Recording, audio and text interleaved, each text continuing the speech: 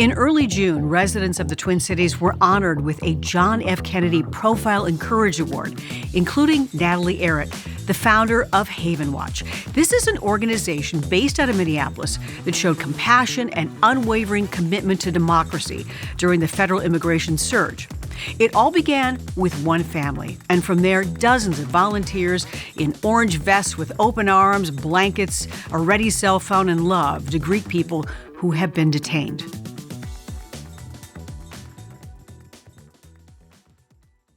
I am so glad to have you here, Sarah. I have been following this organization for some time now, and I'm astounded at the kind of humanity that the volunteers are showing, and you are one of them. Yes, thank you very much. I'm glad to be here. I think it's important to kind of keep the story out there, even if it's not in the headlines. First, if we can, just let's talk about the founder of this organization and how this all came to be. One person, Natalie Ehret. Yes. So Natalie is a family friend of ours, and she and her boys went out to the Whipple building just to see the protests and see what was happening there on a cold night in January. And she was there with her two sons, who are 11 and 21. The 21-year-old found two young women wandering around without the proper coats. They didn't have phones, and he got them into their car and called his mom and said, I have these two young women who just came out of the building, and they don't have a ride home. And that started Haven Watch. And Natalie basically lived at the Whipple building for the next 72 hours as we figured out what to do. And she posted on Facebook just asking for friends to come and help. And I've been there since day 2. How did you feel when you heard about the JFK Profile and Courage Award, that Natalie was there as one of the people who received this award? I thought that was so amazing. I loved that the city of Minneapolis was honored, but local community leaders were the one that got to accept it. Hats off to Natalie and all the volunteers, including yourself. She was at the protest in St. Paul, was she not? And Yeah. spoke at the Capitol, and that was really powerful. Absolutely. It was amazing to see her up there. That is not a role that she loves. She does not love the public eye, so it was definitely a somewhat stressful moment for her, but it was so amazing to hear the story and let other people learn more about what we're doing. And just highlighting all the work that there still is to be done. I remember her saying something like, this is not what this is not a comfortable space for me to be talking, in front of thousands of people. Yeah. But that she, felt compelled to because, it brought together a community of people. And that's what I love about the whole movement in the Twin Cities and all across the state are the people who understand that this is not right, and they have pushed back in a way of like, look, this is wrong, and in nonviolent ways. And we've seen people speak out, and I love that. So you then at some point decided to jump into this organization. And, let's face it, it's not, I would wonder if at some point were you concerned for your own safety when it came to the ICE agents and what was going on at the Whipple building?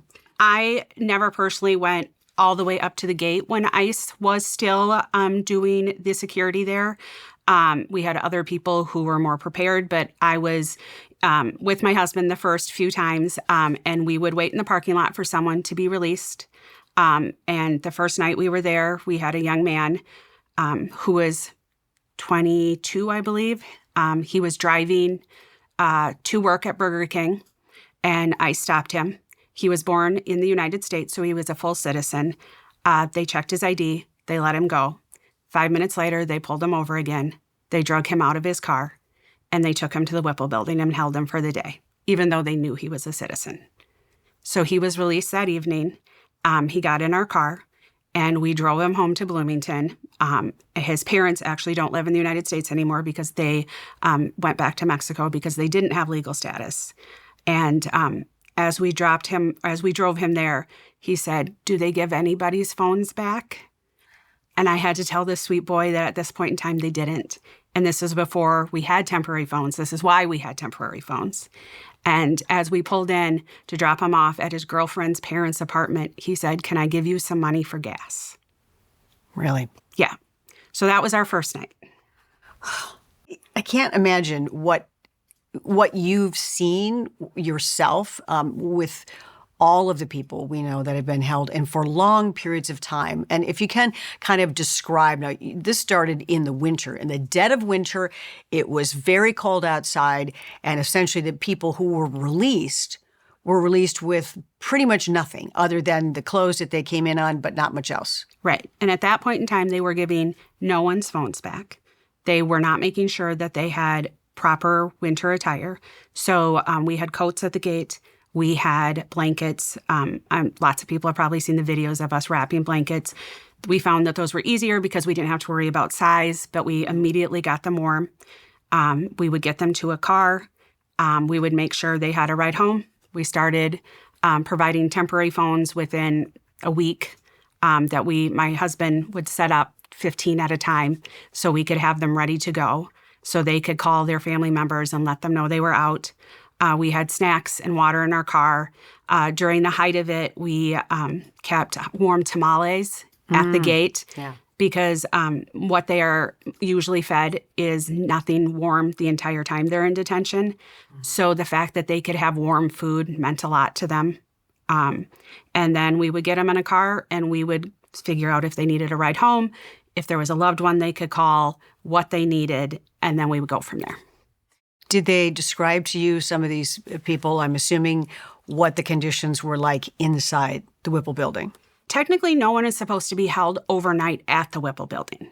It is a processing location.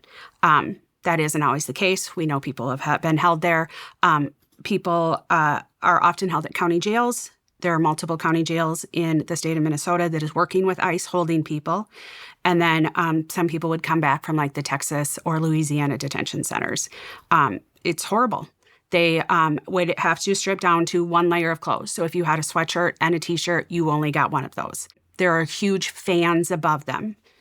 So it's always cold, and they were not supplied blankets if they were in the Whipple building. The lights are not turned off. Bathroom breaks are not always granted. It is so hard. The amount of grown men who sat in the front of my minivan and cried because of what they had just been through. It's just hard. And many of them were there for weeks, and I can't imagine what kind of shape they were in, not to mention that a lot of people didn't, for instance, get their medication. They weren't able to reach their family, their loved ones. Nobody knows where they are. And, at some point, that's when a lot of people were going into hiding. Yes. And so many people were concerned that their partner was gone and they were going to come for them next. And so they had already lost one income. And now maybe the wife couldn't go to work either because she was afraid of what would happen to her and then what happens to your kids. So now they've lost both of their incomes and they're terrified. How do you go on with your life? It's so overwhelming. The inhumane way that people were treated and with just no thought. No thought, just discarded. Yeah. Well, Sarah, I know you have many personal stories that you have witnessed. We're going to take a break here from Life Unscripted, and we'll be right back. Hey, I want to tell you about a product that I absolutely love. They are my Cozy Earth pajamas. They are just soft and buttery, and I can't tell you, I would actually prefer to wear them all day long. Now, I've arranged a fantastic discount for my listeners of Life Unscripted. Enter promo code AKLIFE for 21% off any product you purchase at Cozy Earth. Once again, that's 21% off. Go to CozyEarth.com and use promo code AKLIFE, and let's get cozy. One way to elevate your look is by a pair of great eyeglasses. And I have a lot of them. I have prescription eyeglasses. I have sunglasses. Why? Well, because, I need to see, and also to protect my eyes from the bright sunshine. And I have found some very stylish eyewear from AKILA. Here they have eco-friendly frames, so many different colors. We've got classic black, and they are affordable. They're made in LA, but they're not just for movie stars. And I have a great deal for you, for all of my listeners. Just use the promo code AKLIFE, and you will get 10% off. 10% off of any of the frames there at AKILA.LA. You can also find the deal on my show notes. Just click on that link and you get 10% off of AKILA eyewear. You were talking about one story, or you have so many of them, though, of people who have been detained and the way that they were treated just so inhumanely, discarded from the building, and not to mention what was going on inside. What are some of the stories that would you say, the people that you met that still sort of linger there inside of you? The young man in Mankato, I'm not going to say he's from Mankato, but the student. And then I have, there was a younger Ukrainian man. He was just held for the day. In his 30s, he was at Home Depot trying to find work that morning, and his papers were in his truck, and they wouldn't even go let him show him the papers. So I drove him home, and he was only in Whipple for the day, but he cried on the way home and said, "I think I might be safer in the Ukraine than I am here." Wow. You think about what's going on in Ukraine, obviously, the war in Ukraine. And his wife didn't even know he was gone because he got picked up after she went to work, and I got him home before. But he's like, I don't know that we can stay here. I'm assuming you had family members that would also show up at the Whipple building thinking that maybe, their loved one, a family member, was right there in the center, but they just couldn't reach them. No. And they are not given phone calls like you're supposed to, and all of that. And some of that maybe has improved as this has gone along. And some people are released most people are released with their phones now. But if you're in detention for 8 months, guess what doesn't work anymore? Your phone. Your phone. Yeah. So we still have temporary phones, and and there was a gentleman who was working here, but he was from New York, but this is where he was released. And so we picked him up from the Whipple building. Mm-hmm. We took him to Walmart because he had nothing, because he's released without any of the stuff that he left behind. Right. And then I went and got his phone reconnected at T-Mobile because he needed to call his wife, who still lived in Africa. Wow. Yeah.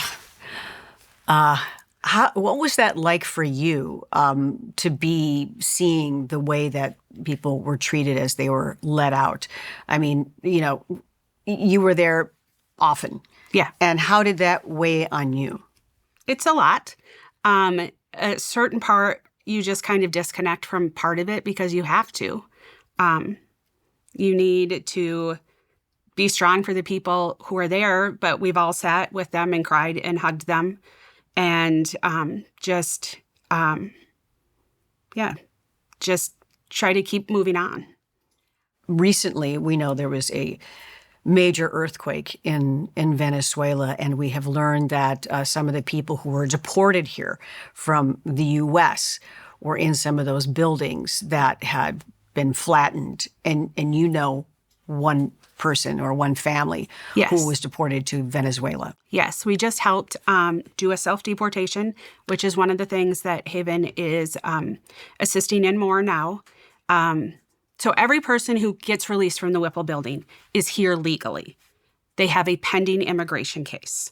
So the people who are released are in some sort of different process. And but more and more people are deciding they don't have the resources, they don't have the energy, and they just need to go back to their home country. And we are trying to help people do that with dignity. And instead of being put on a deportation flight where they would be shackled and not always sent to the country that they actually originally came from. That just astounds me. I can't imagine. I mean, all of it is it's hard to imagine this is really happening. But the idea that people are shackled onto these planes and sent to a country they're not from, they don't know anybody. I mean, I don't even understand the point of that. And I would think that a lot of families, just get beaten down. They're like, it's just not worth it. And that also is sort of the point, or at least of our current administration is essentially to intimidate and make it so difficult to continue living here that people just like, you know what, it's not worth it. Yeah. And many of them came here to escape dangerous places. That's Correct. why they came here. I once heard a quote, you don't immigrate because you have a good life where you are. You're looking for something better. So they all came here thinking that this was going to be better, and we have made it so much worse. So this particular family, Dad was deported in January. Mom and Dad were in their car together in the parking lot of their apartment building with their 2-year-old in the car.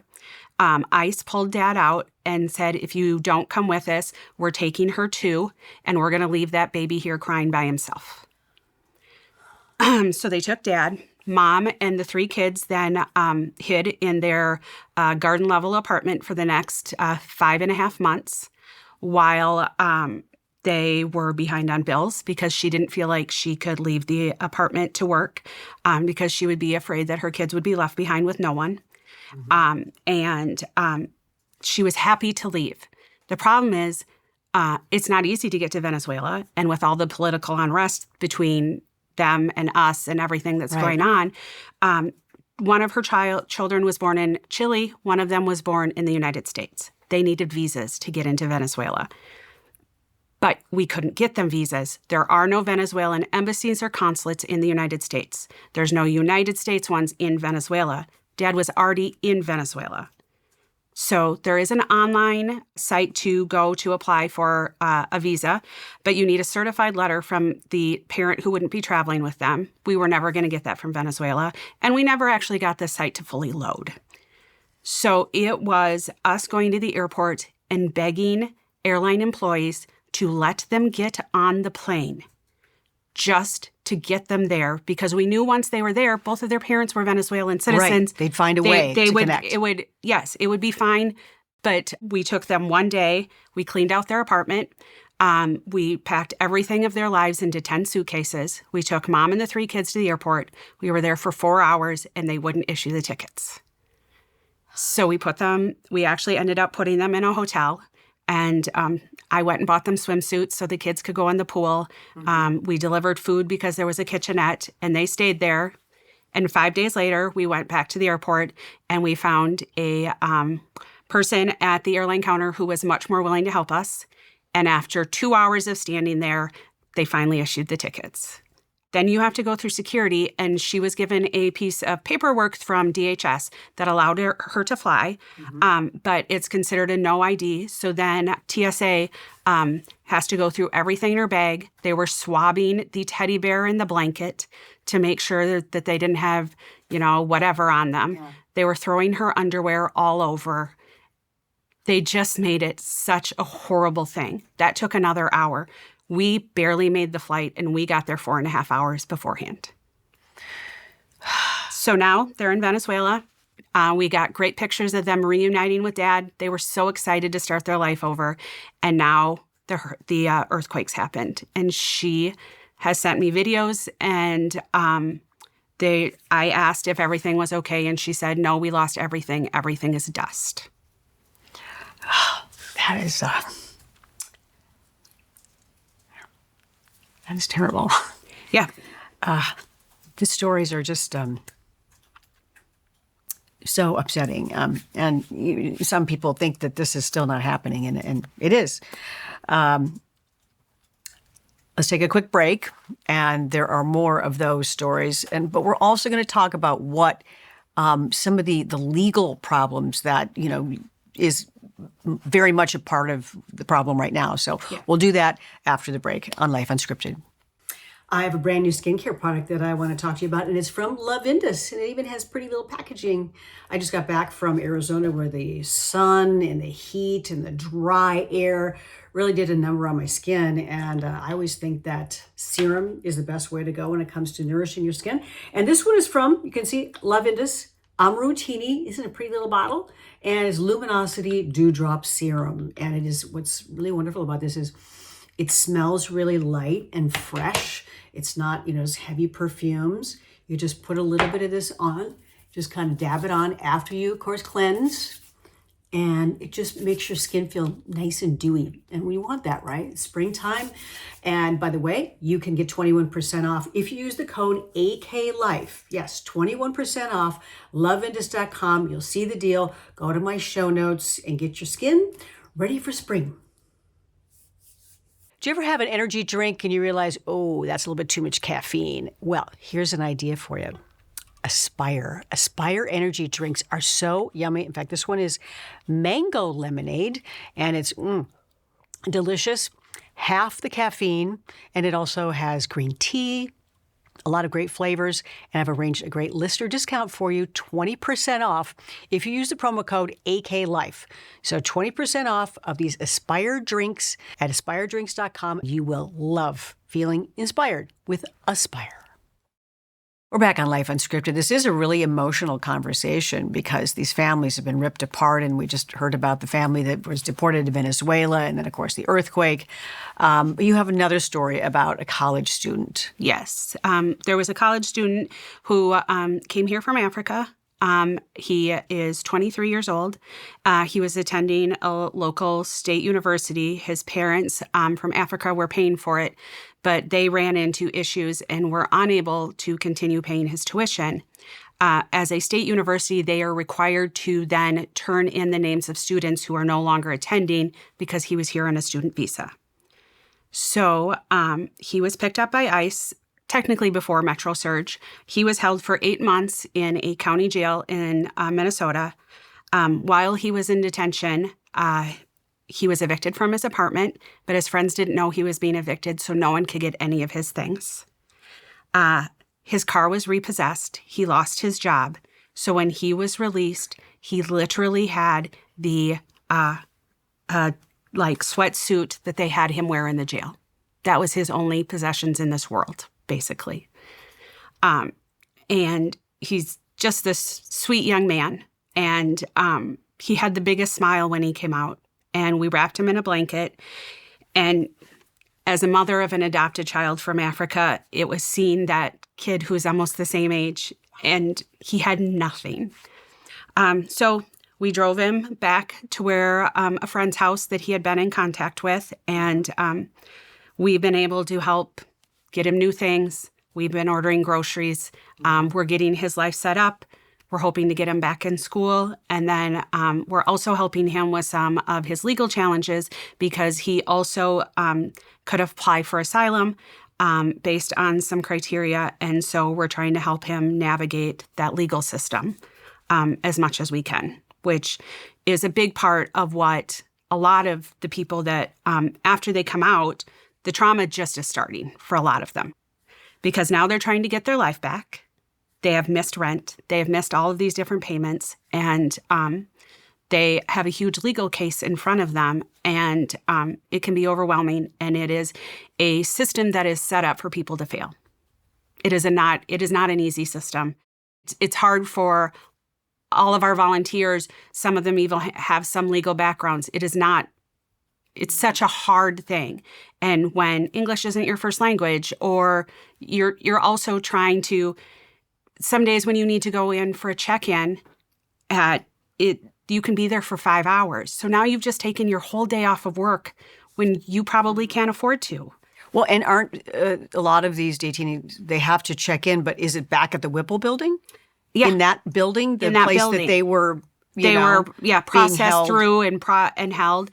And so it's terrifying. So that's another thing that Haven has started doing. Certain people request that we accompany them in. There's nothing we can do in there to help them other than having someone sitting next to them that they know cares about them, who wants the best for them and makes it less scary, because some people are picked up at their immigration appointments. We haven't seen that as much recently at the Whipple building, but it does happen. Do they let you know? So you bring them in. Yeah. Do they actually let you inside the building, or you essentially just bring them to the door, or how does that work? We can go in with them. There's a couple appointments that we can't go to, but like I've sat in with court for someone. It's a really hard experience because the judge sits there and tells people, I told you last time you were here to have an attorney. Why don't you have an attorney? Because they don't have the money to have an attorney. Of course not. They would love to have an attorney, but just sitting there and berating them for not it was so hard to see. Because he knows they don't have the money. I know he doesn't have the money. It's theater? Why? Right. And it's hard to watch just the whole thing unfold. the humanity that is Right. missing in this piece. Right. Regardless of how you feel about immigration, we know there are many different, shades of gray, shall we say? Yes. But Haven Watch is really about treating people like human beings. Yeah. And what you've experienced and seen is they're not. They're just like essentially treated like cattle, or They call them less than. bodies. Bodies. They call them bodies. Yeah, they don't call them people, like in the detention centers. Or they call them like heads. Like, it's just, they count them, they don't treat them like humans. They don't even call them humans. Have you been able to get in deep enough where you see the cells where people are being held? No, I have not. They keep that is in the basement of Whipple, I believe, and it is not a place that we are allowed. But we can go to court and we can accompany them in on some appointments. A lot of people are released with ankle bracelets, and we can't always go into that office. That's at a different building in Bloomington. But yeah, so we just try to give people support in any way we can at this point in time. So you're helping right now. A lot of that is kind of helping facilitate that legal process, which is a nightmare, and just trying to connect people, detainees, with an attorney. And are there many attorneys out there who are taking these cases? I would think pro bono. Pro bono is gone in the state of Minnesota for immigration cases. There is none. There's people who help with like the habeas, filing the habeas motions and things like that. But if you have an attorney at this point in time, you are paying them, and you are paying them a lot of money. It is a very hard process. Sometimes even finding immigration attorneys who will take new cases can be hard. The backlog. The backlog is so much. Sometimes it's helping people file just a few things that at least give them time to pack up their lives and do a self-deportation or figure out what is best for their next step. Have you seen ICE agents really aggressive with anyone in this whole process? I have not personally, because I wasn't up at the gate when they were in charge of it. I've seen them fly out of the Whipple building and flick us off and record us. Were you ever personally intimidated in any of this? No. And I will say there was a time that I was very careful when I was driving home to make sure I wasn't being followed. I think a couple of our volunteers maybe were. But we have been very lucky that they have not done that. If anything, I think they almost appreciate that we're there. They tell detainees as they're walking them out of the building, there'll be people in orange vests, and you're their problem now. Okay. And we recently had a gentleman who was released. He was held for almost a year. He was taken to Texas twice. He was taken to Louisiana once. And he was transferred between 8 county jails in the state of Minnesota. So let's think about how much money we just spent transporting this man around the United States. It's astounding. But when he got out, he said he had been seeing us since January as they carted him around. And he knew that someday we would be waiting for him when he got out. And that in the jails, there are now talks that when you get out, there will be people in orange vests and that they'll help you get home. Well, that must make you feel good. I mean, what you're doing is really, I'm really moved by it. And, all of which the energy that you're putting into it, it must feel good to actually hear that from someone that they know now when they're in the Whipple Detention Center, that there will be somebody on the other end. Yeah. Do you get any idea when people are being released, or? Sometimes if an attorney is involved in their whatever petition gets them released that particular day, we might get a heads up. It isn't always the case. Mm-hmm. That's why we had someone there 24 hours a day for months. Because just when we would think, maybe we can scale back, maybe we don't need to do overnights anymore, they would release someone at 1 a.m. Not even the fact that they just open the door and just... An ICE agent walks them to the, guard gate and just lets them go. Just out into the... Yeah, including when it was negative 20 degrees. And we had one that they released him, I think it was 11:30 at night. They brought him out in a wheelchair. They said, "This is our wheelchair. We lost his." and dumped him on the curb. He couldn't walk. They lost his wheelchair. And Haven Watch is a interesting little group of people that have come together. And within 30 minutes, we had 3 wheelchairs that people had found. One of them was being delivered to Whipple to help this guy get home. And 2 more were put in a local garage in case we needed them in the future, that we could run and grab one at any time. I'm sure there are people who are listening who are going, okay, how can I help in this process? Because it is far from over. I mean, now it's a little bit shifted more toward having them get legal assistance. And I'm wondering, like, if I'm sure there are people out there, maybe there are retired attorneys or something that could help in this process. What do you need right now, would you say? We always need attorneys. We still need some volunteers. We still are at the Whipple gates, even if it isn't 24 hours a day anymore. Initially, it was, especially Spanish speakers. Most of the people that we are helping are Spanish speaking. So always that is a big asset to us. And they can go online and apply to be or contact us about being a volunteer. And realistically, we need money. We raised a ton of money really quickly. We went in 1 week from me begging friends and family for money to buy temporary phones to having $100,000 in a GoFundMe, and it went from there.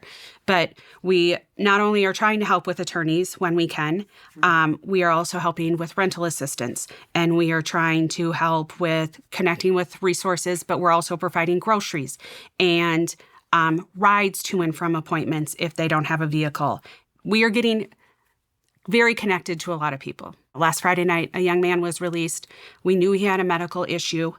They picked him up at the gate and immediately drove him to a local hospital. 2 of our volunteers were with him until 3 o'clock in the morning. I have pictures of them holding him as he was having a spinal tap because his mom couldn't be there. And then one of them was back the next morning by the time's round started because they wanted to make sure that everything was being handled correctly. So, like, these are our friends now. We are part of their lives, and they are part of, vice versa. And we want to help them get back on their feet. We want them to help them move forward so they don't need assistance. Right. And so people are coming forward with, first of all, money that's needed. Yeah. And Haven Watch buys the supplies, right? Yes. So that's... And we have a Amazon wish list. Okay. We don't all love Amazon, but we don't have a facility to have stuff delivered to, like, dropped off. And we try to keep our addresses a little more private. Yeah, understandable. Yeah. So we have more supplies. We just added to that. We go through a fair amount of suitcases now. And now as we're moving into summer months, we're looking at different supplies for our volunteers at the gate. Okay. Yeah. Well, if you are listening and you want to help in any way, but mostly, donations are greatly appreciated because obviously there is a huge need. Yeah. And then, Spanish speaking, legal help. I'm thinking, hey, if you're retired, you want to do something that's meaningful. Yeah. I would say this would be a great thing to do for just humanity. Yeah. But Sarah, it's been such a pleasure to have you here on Life Unscripted. I don't want this story to go away because it hasn't. I know some people think that it's not happening anymore, but it is. 34 people were loaded on a flight yesterday. Yeah. So it's not over. They're not gone. And we just need to keep taking care of our friends and family.